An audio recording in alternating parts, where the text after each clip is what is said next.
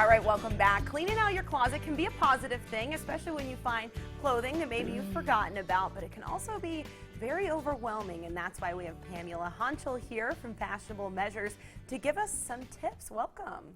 Thank you. Thanks for having me.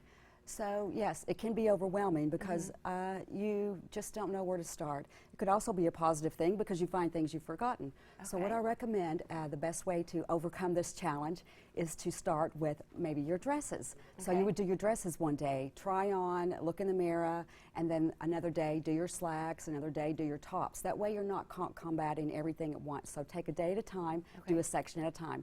When you try it on, if you don't look and feel like $1,000,000, it goes in one of two boxes: donate or consignment. Okay. And then I recommend go ahead and put those boxes in your car. Each section that you do, put those boxes in your car so that you won't be tempted to put it back in your closet.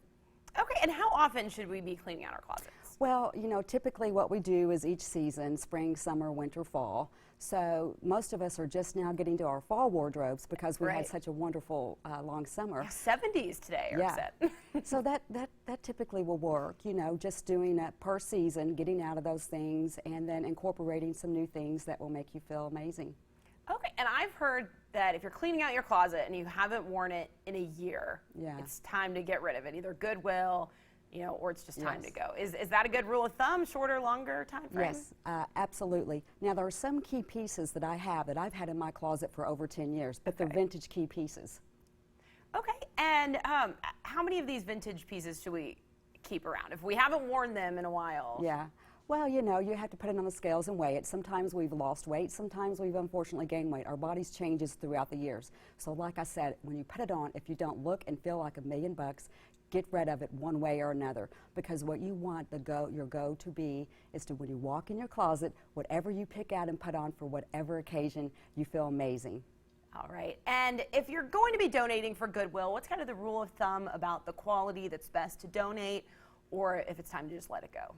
Yeah, well, you know, if it has buttons missing or anything like that, then you would just want to go ahead and probably just, you know, maybe toss it.